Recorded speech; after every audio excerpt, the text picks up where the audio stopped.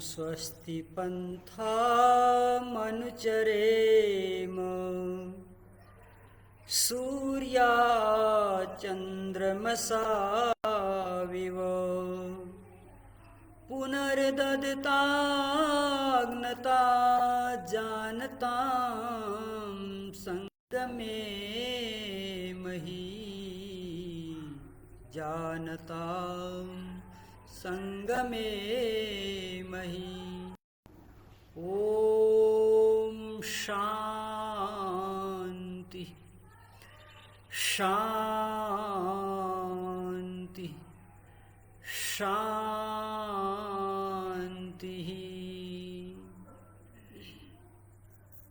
ईश्वर के अनंत गुण हैं। कई जन्म जन्मांतर बीत जाएंगे, हम फिर भी ईश्वर के गुणों की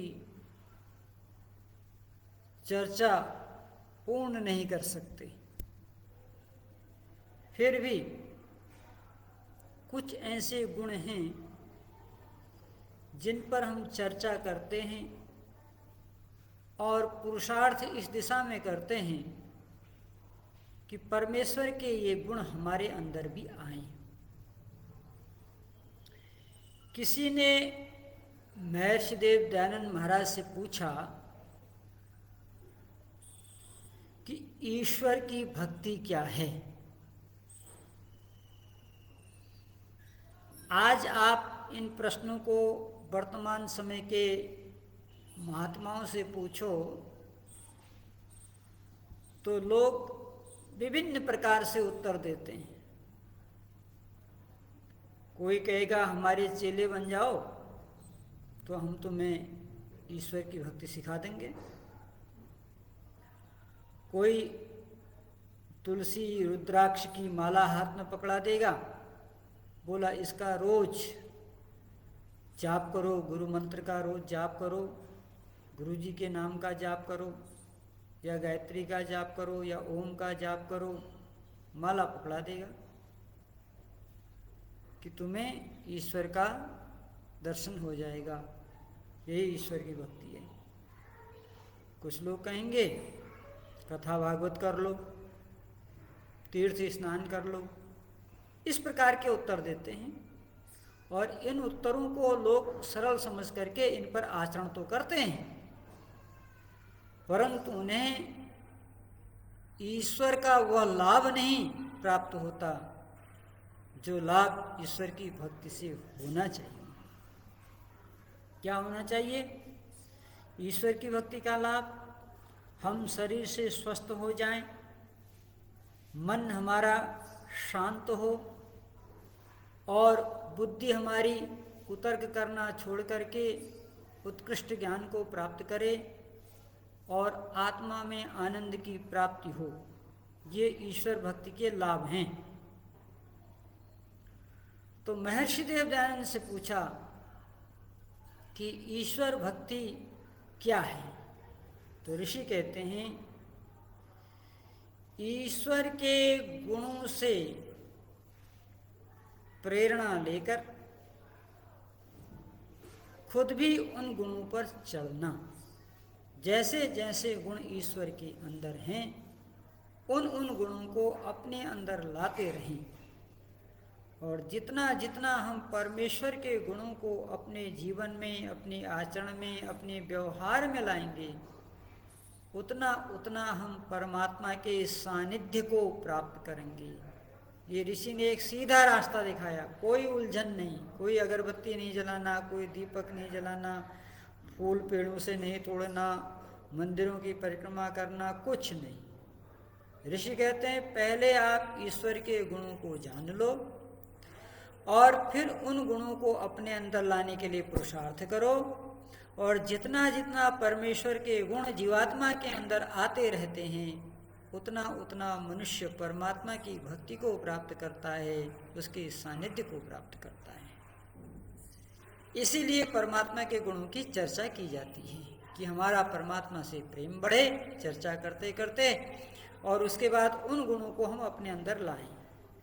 तो उसी में से आज जिस गुण की हम चर्चा कर रहे हैं परमात्मा की, परमात्मा में जो गुण 100% है और हमें उस गुण को अपने अंदर आत्मसात करना है, उसका नाम है ईश्वर दयालु है। दयालु का अर्थ होता है दया का भाव जिसमें हो। तो परमात्मा दया का सागर है, दीनानाथ है, भक्त वत्सल है ईश्वर।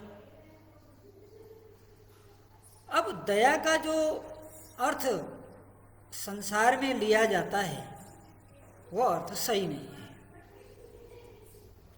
संसार में दया का अर्थ लोग ये मानते हैं कि हम कितने ही अपराध करें परमात्मा हमको दया करके माफ कर देगा, ये अर्थ संसार में लिया जाता है।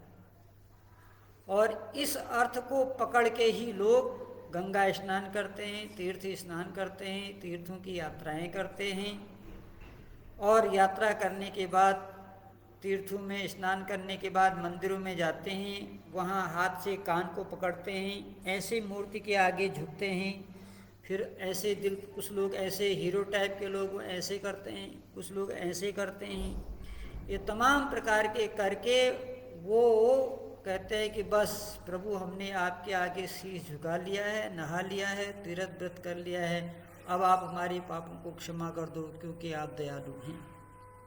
ये जो अर्थ समाज में दया का लिया जाता है या लोग बताते हैं भक्तों को, यह अर्थ किसी भी शास्त्र में नहीं है और किसी भी ऋषि ने इस अर्थ को मान्यता नहीं दी है।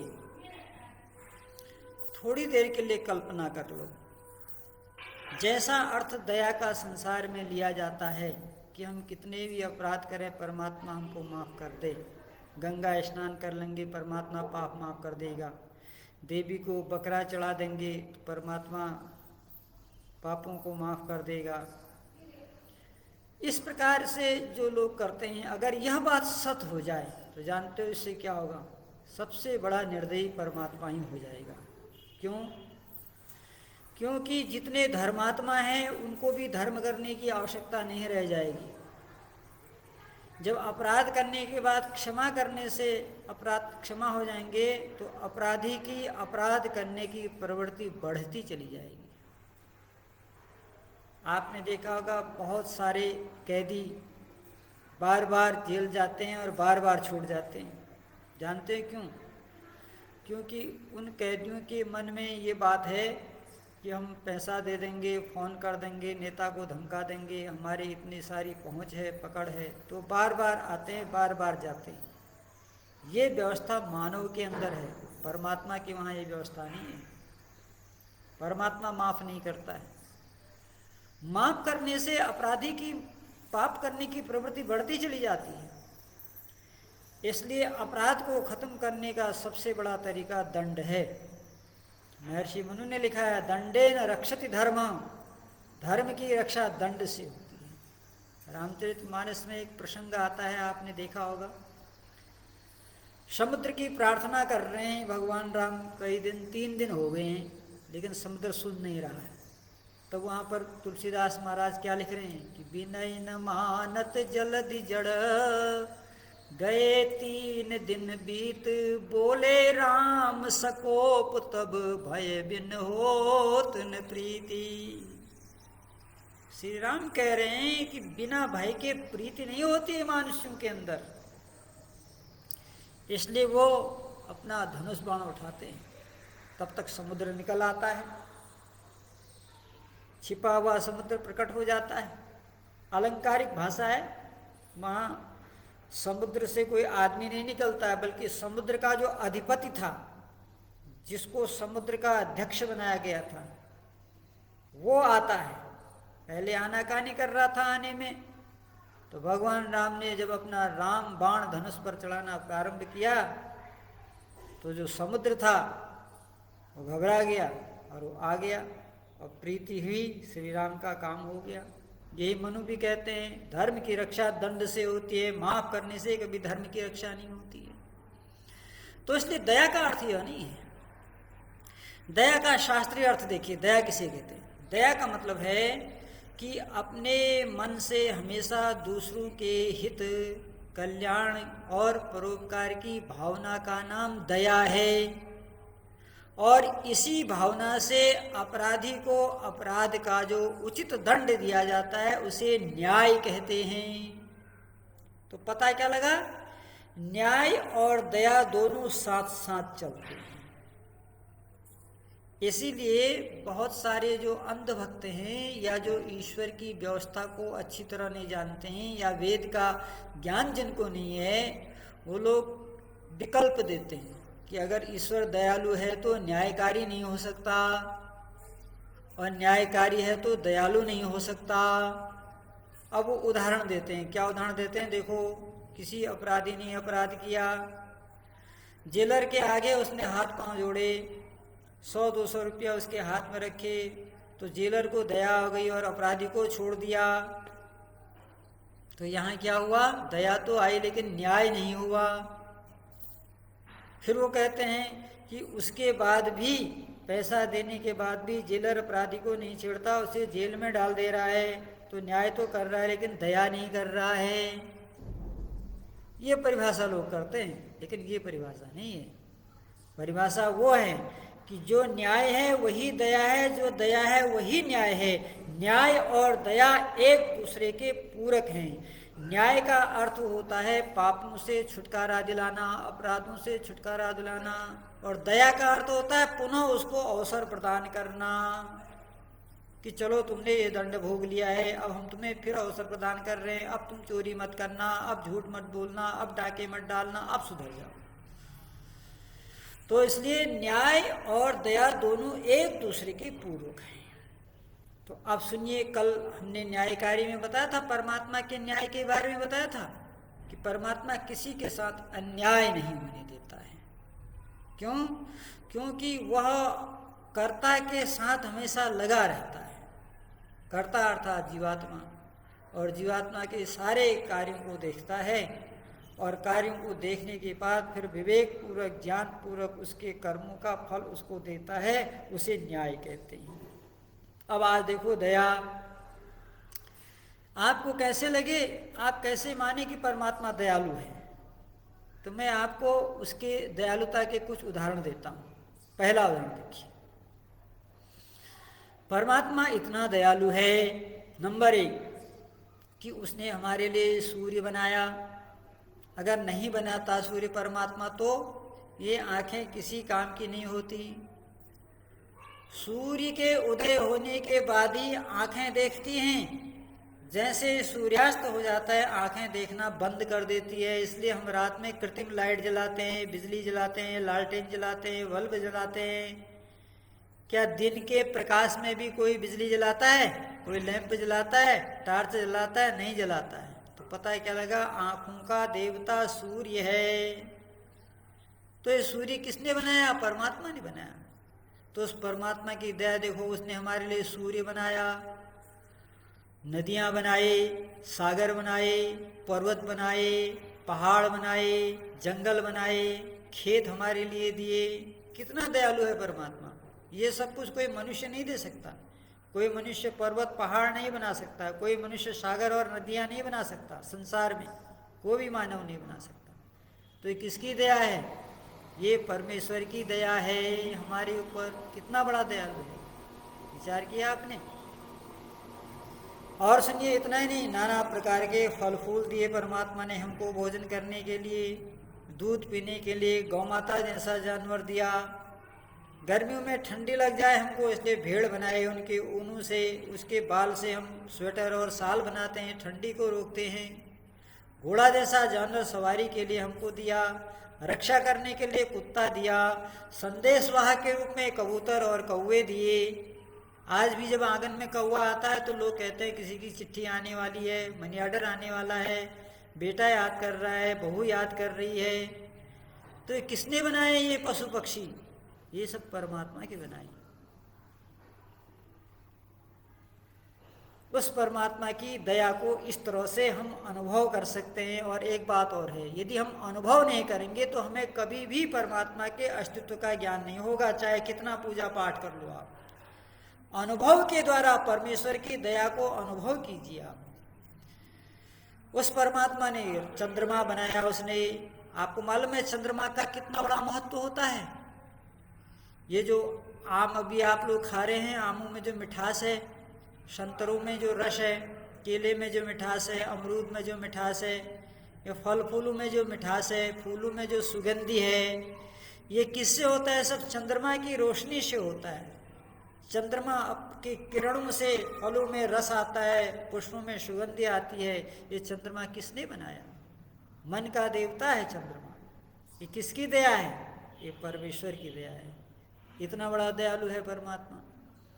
और देखिए उसकी दया क्या है कि उस परमात्मा ने सुनने के लिए कान बनाया, देखने के लिए आँख हमें दी, सूंघने के लिए नासिका दिया, खाने के लिए मुख दिया, बोलने के लिए मुख दिया, स्वाद प्रकट करने के लिए जिह्वा दी, पकड़ने के लिए हाथ दिए, चलने के लिए पाँव दिए, सोचने के लिए बुद्धि दी। ये हृदय प्रेम का जो भंडार है, ये सब किसने दिया हमको? परमेश्वर ने दिया। तो ये उसकी दया नहीं तो क्या है? ये उसकी दया है।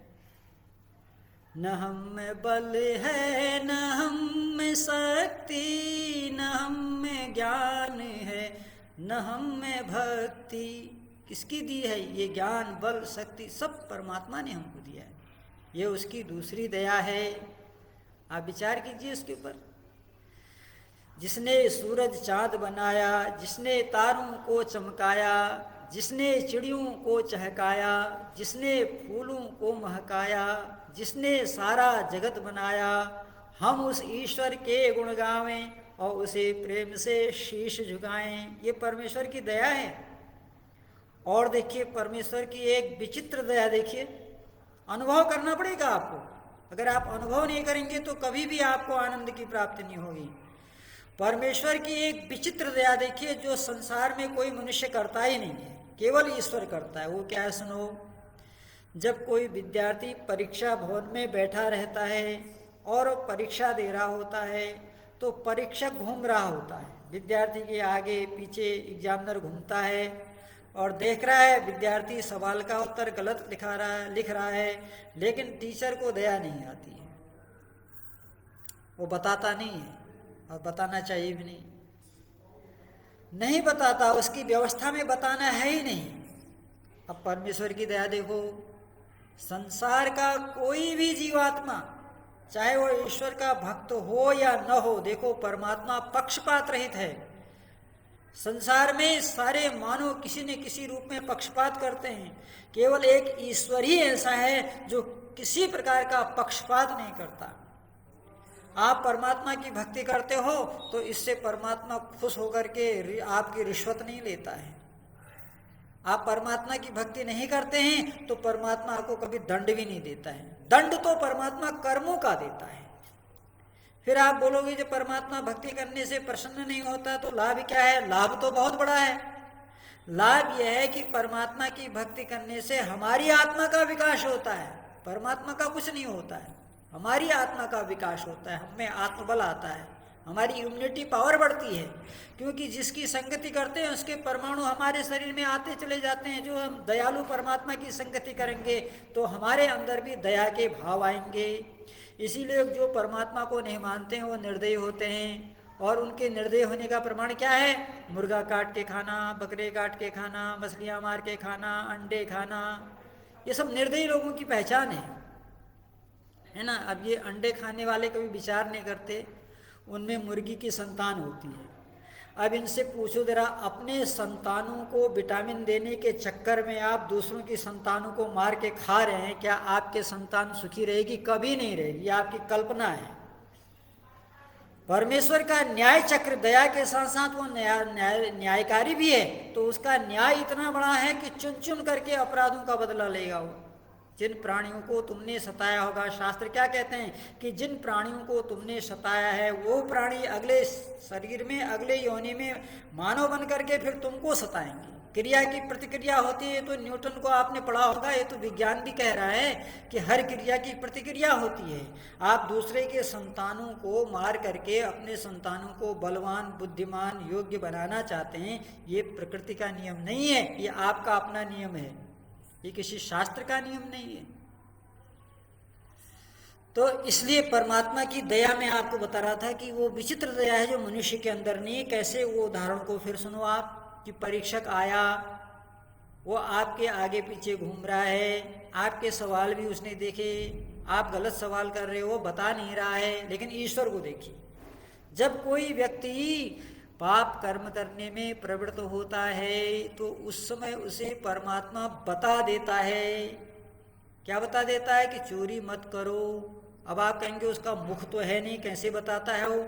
उसका आकार तो है नहीं, कैसे बताता है? आपने तो परमात्मा को निराकार कह दिया है। जब वो निराकार है तो वो कैसे हमारे हाथ पकड़ेगा?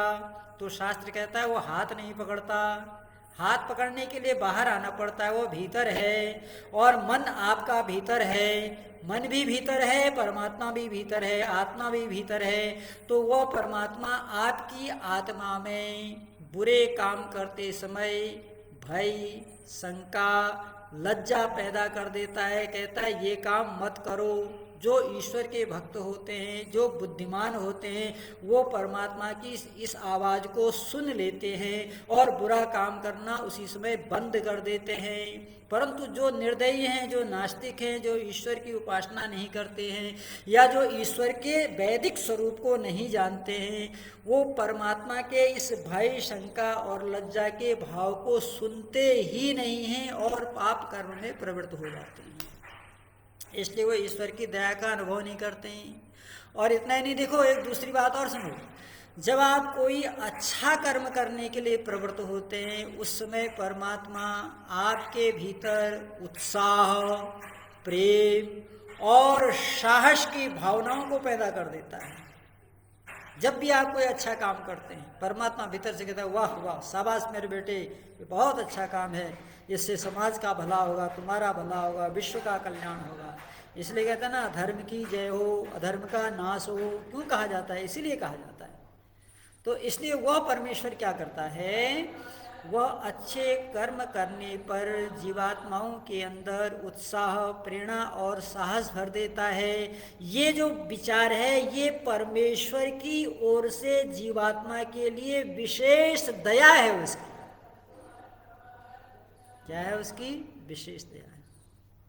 कितना सुंदर संसार के पदार्थों को परमात्मा ने दिया। काजू खाओ, सेब खाओ, किशमिश खाओ, केला खाओ, संतरा खाओ, ये परमात्मा का दिए विचार है।